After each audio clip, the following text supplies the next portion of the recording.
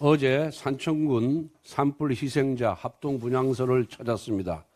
모두가 대피하던 순간 60대 산불 진화대원 3분과 30대 공무원 1분은 오히려 산을 오르고 연기 속으로 뛰어들어 진화 작업을 했습니다. 그리고 화마와 사투를 벌이다가 순직하셨습니다.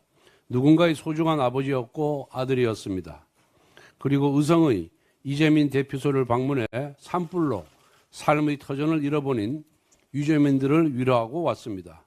국민 여러분께 호소드립니다. 의성, 산청을 포함해 전국적으로 100채 이상의 가옥이 전소되었습니다. 한순간에 삶의 터전을 잃어버린 이재민들이 평상시 삶을 되찾으려면 정부 예산만으로는 한계가 있습니다.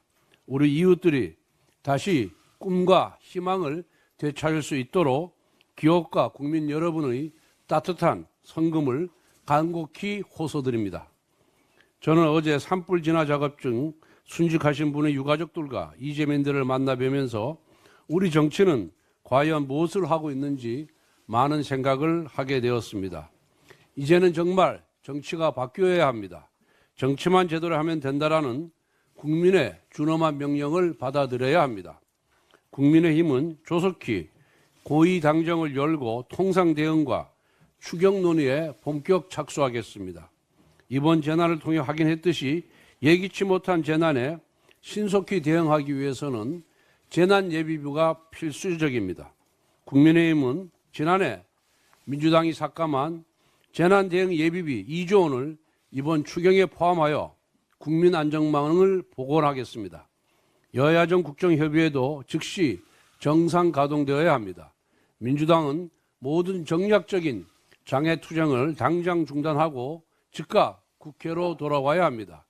지금은 정부와 국회가 머리를 맞대고 오직 경제와 민생에 집중해야 될 때입니다. 연금투기도 서둘러 구성해서 미래 세대를 위한 공정한 구조개혁에 착수해야 합니다. 모수개혁은 연금개혁의 시작일 뿐 이제부터 개혁 완수를 위해 본격적인 논의에 들어가야 합니다. 이 모든 과정에서 국회의장의 책임 있는 역할이 필수적입니다. 국회의장은 국회가 정쟁의 장이 되지 않도록 운영할 책임이 있습니다.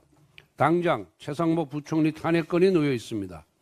지금 민주당은 끝내 최상목 부총리 탄핵을 강행할 태세인데 정쟁용 탄핵 폭거를 저지할 책무가 국회의장에게 있습니다. 국회법은 탄핵 소추안이 본회의에 보고된 뒤 72시간 이내 표결되지 않으면 폐기된 것으로 본다고 규정하고 있습니다. 최상목 부총리 탄핵 표결을 위한 본회의는 열려서는 안 됩니다. 국회의장의 결단을 촉구합니다. 어제 한덕수 대통령 권한대행에 대한 탄핵안이 기각되었습니다. 이로써 민주당이 발행한 탄핵안 중 헌재의 판결을 마친 9건의 탄핵 소추안이 모두 기각되었습니다. 비록 민주당의 탄핵안이 구정구표로 기록했다고 하지만 무차별적인 무고 탄핵 남발로 인한 국정 공백과 혼란의 피해는 막심합니다. 특히 미국 행정부 교체기에 한덕수 총리가 87일이나 직무가 정지되고 이에 따른 외교통상 리더십 공백은 막대한 국익 손상을 가져왔습니다. 그런데도 이재명 민주당 세력은 사과 한마디 없습니다. 일찍이 이렇게 뻔뻔하고 무도한 정치 세력을 본 적이 없습니다. 그런데 이재명 민주당 세력은 100배 사죄를 해도 모자랄 판에 한덕수 대행이 복귀하자마자 마은혁 후보자 임명을 압박하며 재탄핵 가능성을 시사했습니다. 헌정사상 최초로 대통령 권한대행을 탄핵시켜놓고 그 권한대행을 다시 재탄핵하겠다는 것입니다. 그야말로 집단 광기가 극단으로 치닫고 있습니다. 민주당은 한술 더 떠서 국회를 박차고 나가 천막당사를 설치했습니다. 여의도에서는 위헌적이고 위법적인 탄핵을 남발하더니 광화문에서는 불법 점거를 시작한 것입니다. 학교에서 사고치고 가출한 비행 청소년과 다를 바가 뭐가 있습니까? 민주당이 아스팔트로 나선 이유는 헌재의 대통령 탄핵 심판 때문만은 아닙니다. 26일 이재명 대표의 선거법 위반 사건 항소심 판결이 있기 때문입니다. 이미 1심에서 징역 1년에 집행유예 2년을 받았습니다. 이 정도 형량이면 항소심에서도 피선고권 박탈형이 예상됩니다. 민주당 역시 항소심 판결이 이재명 대표의 정치 생명과 직결될 것이라는 예상을 하고 있습니다. 그렇기 때문에 항소심 판결에 불복하고 내부의 비명 세력을 억누르기 위해 선제적으로 극단적인 장외투쟁에 돌입한 것입니다. 심지어 민주당과 정치적 동업관계를 유지하고 있는 전농과 민노총도 장외투쟁에 합류했습니다. 24일 민주당의 천막당사 현판식이 있었고 25일에는 전농의 트랙터 시위가, 27일에는 민노총의 총파업이 예정되어 있습니다. 모두 26일 이재명의 항소심을 전후하여 계획된 것입니다. 정가사범의 12개 범죄 혐의자 이재명 대표를 위한 방탄을 때문에 거대 야당 전체가 거리로 쏟아져 나오고 동업자들은 트랙터로 도로를 점거하고 총파업마저 불사합니다. 사실상 내란을 선동하고 있는 것입니다. 이러한 상황 속에서도 어제 이재명 대표는 민주당 최고위원회에서 계엄으로 최하 5천 명에서 1만 명을 죽이겠다는 계획을 세웠다. 죽이는 방법조차 폭사, 독사 또는 사살, 온갖 방법들이 강구됐다며 광기 어린 거짓말을 내뱉고 있습니다. 지금 이재명 대표가 할 일은 아스팔트에서 저열한 음모론을 살포하는 것이 아닙니다. 30번 탄핵안을 남발한 의회 쿠데타부터 사과해야 합니다. 26일 선거법 위반 항소심 판결에 승복하겠다는 대국민 약속을 해야 합니다. 그리고 대규모 소요 사태를 부추기는 장외투쟁을 즉각 중단하고 국회로 돌아와야 합니다. 이것이 바로 내전 종식의 첫걸음입니다.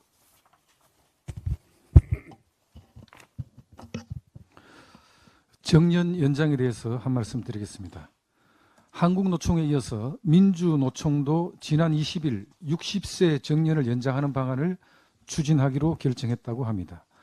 최근 법정 정년을 현행 60세에서 65세로 올리는 방안에 대하여 찬성한다는 응답자가 79%를 차지했다는 여론조사도 있었던 만큼 정년 연장에 대한 국민적 관심이 커지고 있는 것입니다. 민주당도 지난 2월 6일 법정 정년을 획일적으로 상향하자며 국회가 나설 때가 되었다는 입장을 밝혔습니다. 국민의힘은 정년 연장의 필요성을 공감하고 있습니다. 그러나 사회 경제적 상황을 고려하여 획일적인 정년 연장보다 단계적인 정년 연장, 퇴직 후 재고용 등 다양한 방식을 검토하고 경사노위의 사회적 대화가 우선되어야 함을 강조한 바가 있습니다. 정년 연장 문제는 수혜자와 비용 부담자의 찬반이 명확히 대립되는 사회적 이슈이며 정년 연장 근무자의 임금 체계 개편도 선행되어야 합니다.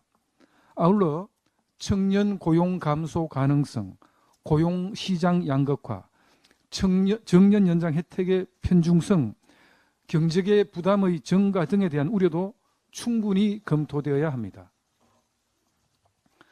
이런 사안일수록 정년 연장에 대한 사회적 대화기구인 경사노위의 역할이 중요하며 경사노위에서의 균형 잡힌 논의가 전제되어야 합니다. 경사노위는 정년 연장 등 계속 고용에 대하여 토론회 등 공식, 비공식적인 노력을 계속해왔고 4월에 논의 결과를 발표할 예정입니다. 이러한 상황에서 민주당은 한국노총이 경사노위에서 이탈한 것을 핑계로 국회에서 논의할 것을 주장하고 있는데 이는 경사노위를 부정하는 것입니다. 국회에서의 논의가 오히려 특정 이해관계를 과잉대표할 수 있음을 간과한 주장입니다. 국민의힘은 한국노총, 민주노총 등 노동계의 경사노위 참여와 정년 연장 논의의 재개를 촉구하며 경사노위가 논의가 있은 후 그 결과에 따라 국회 차원의 논의가 진행되는 것이 바람직하다는 말씀을 다시 한번 말씀드립니다. 국민 여러분들께서 원하시는 의대생 복귀에 대해서 한 말씀 드리겠습니다. 1년 넘게 수업을 거부해온 의대생들이 최근 속속 복귀하고 있다는 반가운 소식이 들려오고 있습니다. 언론 보도에 따르면 등록 및 복학 신청을 마감한 일부 대학의 경우 절반 이상 복귀한 것으로 나타났습니다. 아직 최종 복귀율은 확정되지 않았지만 의대교육 정상화의 가능성이 보였다는 점에서 매우 의미가 있다고 생각합니다.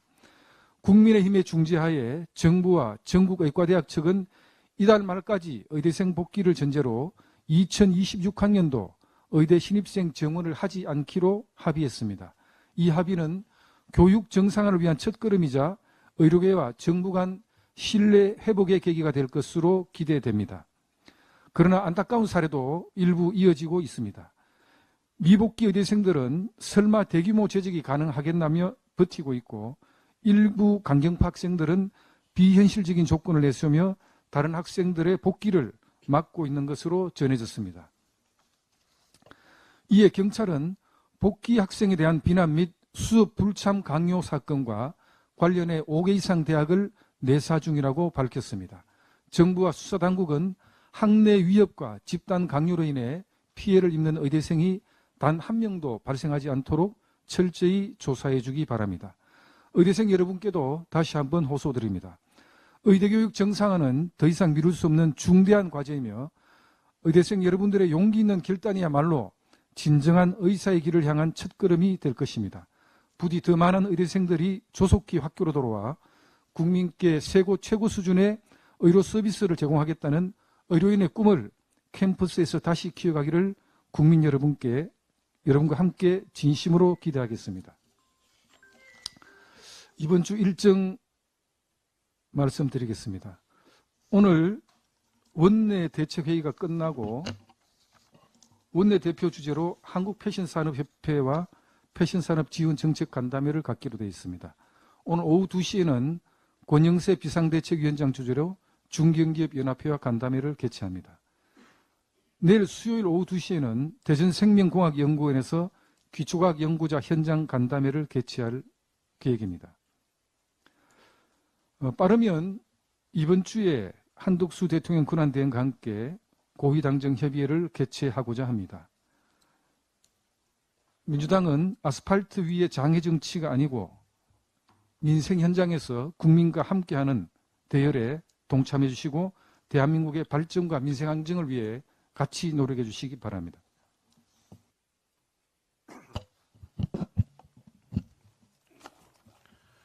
어제 서울중앙지방법원에서는 대장동 사건 민간 사업자 5명에 대한 1심 공판이 있었습니다. 그런데 이재명 대표가 증인으로 출석하지 않아 겨우 6분 만에 재판이 끝나버리고 말았습니다. 별도의 불출석 사유서나 의견서조차 법원에 제출하지 않았다고 합니다. 지난주에 이은 2번의 잇따른 증인 불출석으로 법원은 이재명 대표에게 과태료 300만 원을 부과했습니다. 불가피한 해외 출장, 병원 입원 등 부득이한 사정이 있는 경우 출석을 못할 수도 있습니다. 하지만 그 시각 이재명 대표는 광화문에서 시위 중이었습니다. 어쩔 수 없는 사정이 있는 것도 아닌데 법원의 잇따른 출석 요구를 무시한다는 건 일반 국민으로서는 참으로 상상하기 힘든 일입니다.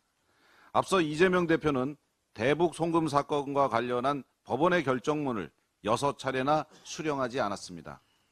그리고 공직선거법 위반 사건 관련 항소심 서류도 3번째나 돼서야 마지못해 전달받았습니다. 법을 잘 아는 이재명 대표에게는 하나도 어려운 일이 아닌가 봅니다. 형사소송법은 과태료 부과에도 불구하고 증인이 재판에 불출석할 경우 7일 이내 감치에 처할 수 있도록 규정하고 있습니다.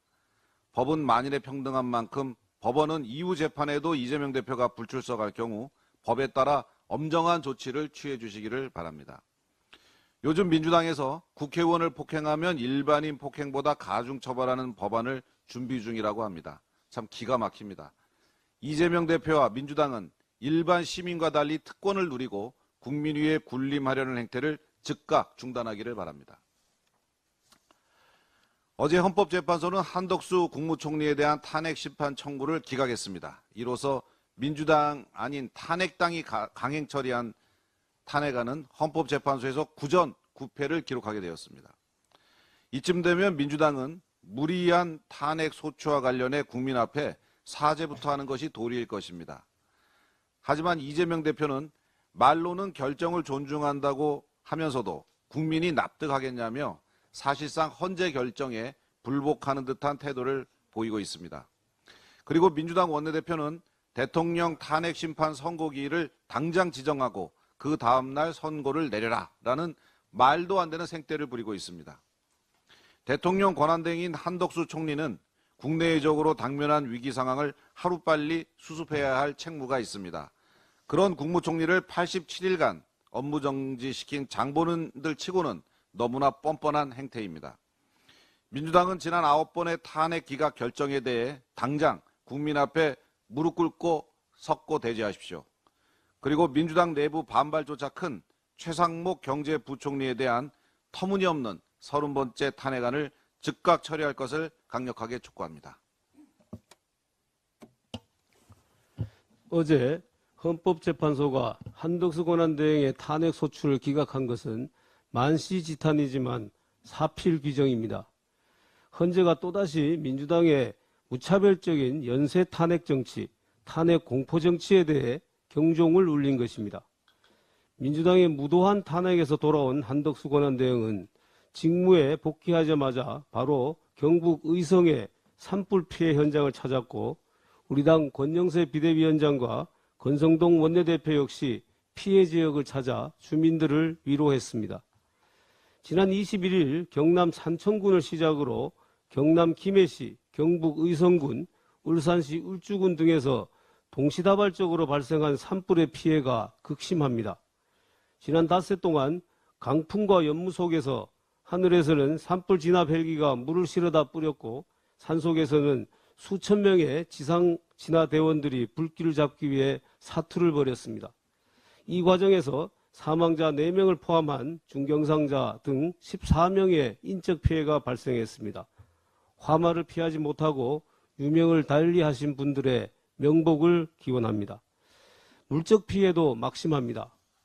14,000헥타르의 임야가 산불 영향구역에 들었고 산불 피해 지역에서는 산림과 주택이 전소되고 비닐하우스와 농산물 저장시설, 농기계, 축사, 산림작물, 임도시설 등의 피해가 막대한 상황입니다. 당장 주거지와 일터를 잃은 주민들에 대한 생계비, 주거비, 구호비 및 복구비 지원이 시급합니다.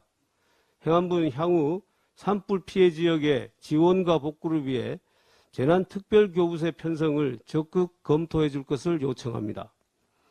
최근 여야는 추경 편성에 대해 논의 중입니다.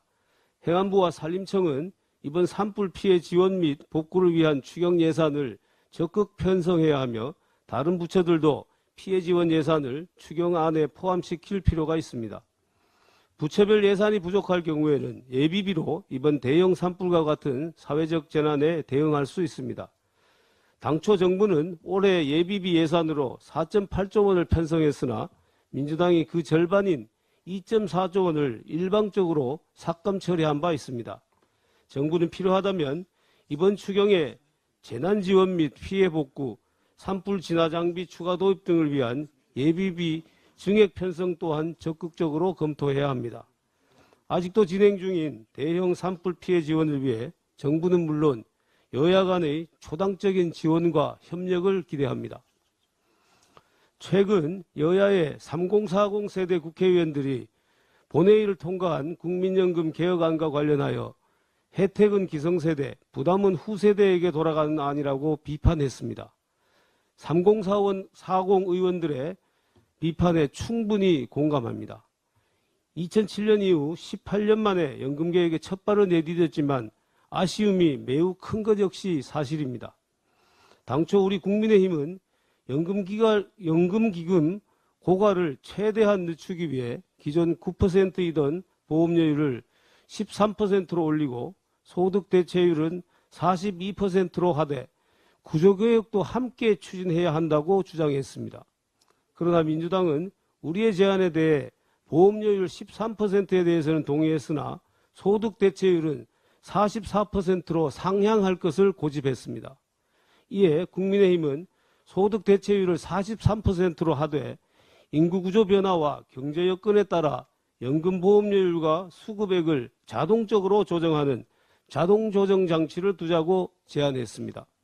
그러나 민주당은 자신들의 지지 세력인 민노총과 시민사회단체의 반발을 이유로 자동조정장치 도입을 한사코 반대하였고 결국 자동조정장치 도입은 연금 특유의 몫으로 넘길 수밖에 없었습니다. 또한 국민연금, 기초연금, 퇴직연금, 개인연금의 관계를 조화롭게 설정해 작동시키도록 하는 구조개혁도 연금 특유의 몫으로 남겨두게 되었습니다. 이로써 18년 만의 연금개혁은 절반의 성과만 거둔 채 미완으로 일단락될 수밖에 없었습니다. 지난 주말 기자회견에서 여야의 3040 세대 국회의원들은 향후 구성될 연금개혁 논의 과정에 3040 세대 의원이 절반 이상 참여할 수 있도록 해달라고 요청했습니다. 우리 국민의힘은 이러한 요청을 적극 수용하여 향후 연금특위 구성 시 우리 당 3040 세대 의원들을 전면 배치하겠습니다. 이제 민주당 차례입니다. 민주당도 이에 적극 호응하여 민주당 내 3040 의원들이 연금특위에 최대한 많이 참여할 수 있도록 협조하기 바랍니다. 향후 연금특위에서 3040 세대 의원들이 우리 청년 세대들의 불안과 우려를 불식시킬 수 있는 합리적인 방안을 도출할 수 있도록 적극적인 역할을 기대합니다.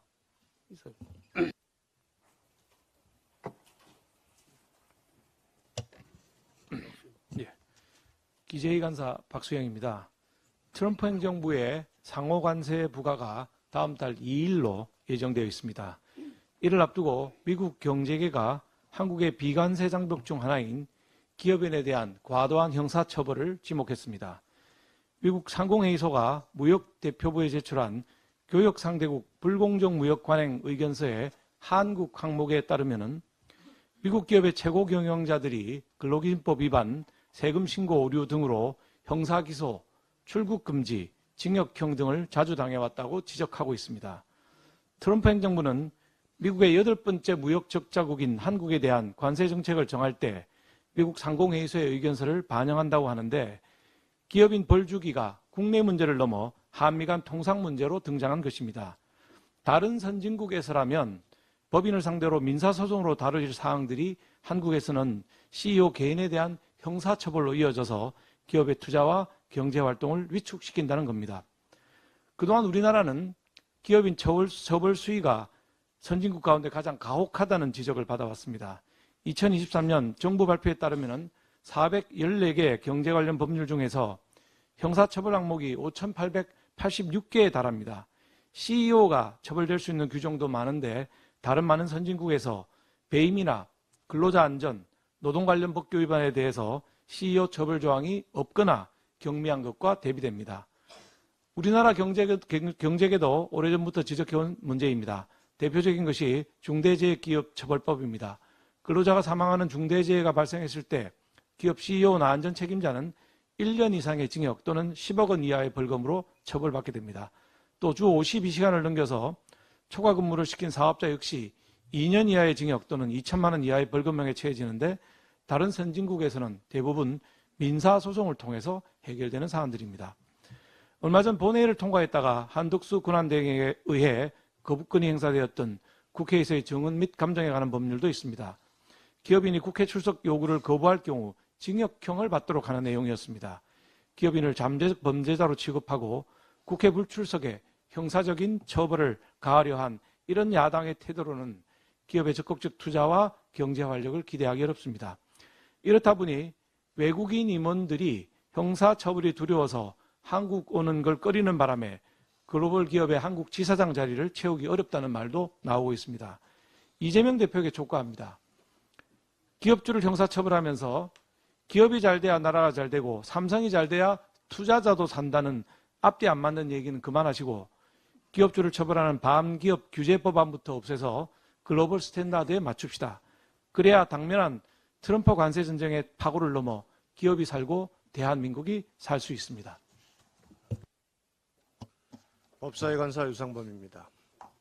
법원이 재판지원 꼼수의 대가 이재명 대표에게 과태료 300만 원을 부과했습니다. 대장동 재판 증인 출석 명령을 2차례나 거부한 데 따른 조치입니다.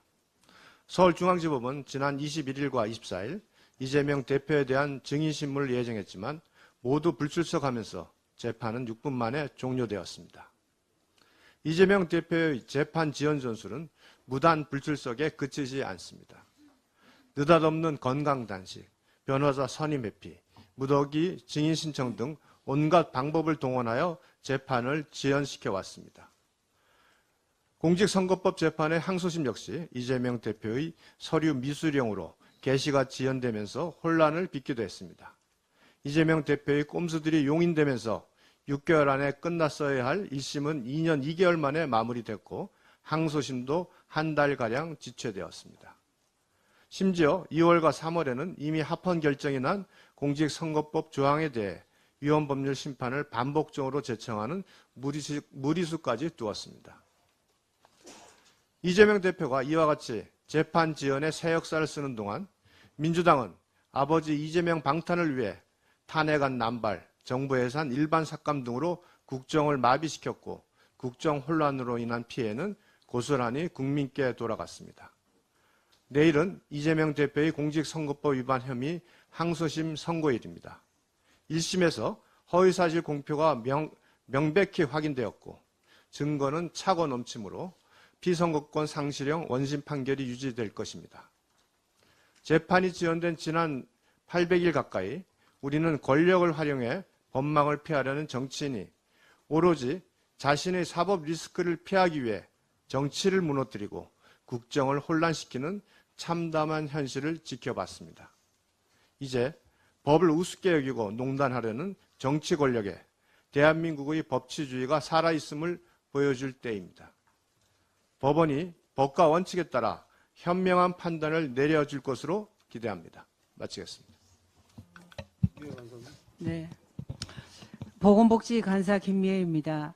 그 어느 때보다 연금개혁에 대한 미래 세대의 관심이 많은 지금이 미완의 연금개혁 완성을 위한 골든타임입니다. 국회는 구조개혁을 위한 특위 구성에 속도를 내야 합니다. 가장 오랫동안 가장 많은 부담을 지기 때문에 청년이 동의하는 개혁은 저를 비롯한 국민의힘의 일관된 주장이었습니다. 지난 23일 3040 여야 의원들께서 혜택은 기성세대가 누리고 부담은 다시 미래세대의 몫이 됐다며 더 받을 사람이 아닌 더 내는 사람부터 제대로 설득해야 한다는 목소리를 내주셨습니다. 매우 상식적인 주장입니다. 전적으로 동의합니다. 그리고 여당 복지간사로서 이 상식적인 주장을 관철하지 못한 책임을 통감합니다. 지난주 국회를 통과한 모수 조정안은 시작에 불과합니다. 미래세대 부담 가중 등 세대 간 형평성 문제가 대두되는 상황에서 구조개혁을 통해 이를 바로잡고 개혁다운 진짜 개혁을 해야 합니다. 그렇다면 지난 21대 국회 연금특위처럼 청년의 목소리가 사실상 배제된 인적 구성은 지향되어야 마땅합니다. 저는 21대 연금특위위원으로 활동했고 청년 세대의 직접 참여를 수차례 제안했지만 전혀 관철되지 못했습니다. 특위위원 13인 중 80년대생은 우리 당 배현진 의원이 유일했고 1기 민간자문위원 16명, 2기 민간자문위원 20명, 공론화위원 11명, 그 어디에도 30대는커녕 80년대생 위원조차 전무했습니다. 가장 젊은 위원이 77년, 75년생이었습니다. 그러니 당사자의 목소리가 제대로 반영되기 어려운 구조였습니다. 이제 22대 국회 특위 구성은 완전히 새롭게 해야 합니다. 양당 모두 기존 틀에서 벗어나 특위위원을 포함한 모든 위원회 구성을 청년 미래 세대의 주장이 적극 반영될 수 있도록 2030 세대가 최소한 과반 이상으로 할 것을 제안합니다. 민주당도 특별히 반대하지 않으리라 생각합니다. 토론회, 간담회 형식을 빌려 청년 의견을 수렴한다지만 허울뿐이고 한계가 분명합니다. 청년 참여를 제도적으로 보장하여 의사결정 과정에 실질적으로 관여할 수 있도록 해야 합니다. 이제 대안 없는 소모적 논쟁 대신 하루속히 청년 세대, 미래 세대의 우려를 불식하는 방안이 특위에서 마련될 수 있도록 조속한 특위 출범과 함께 여야가 해법을 찾는 노력을 경주해야 할 때입니다. 이상이 없습니까? 최영두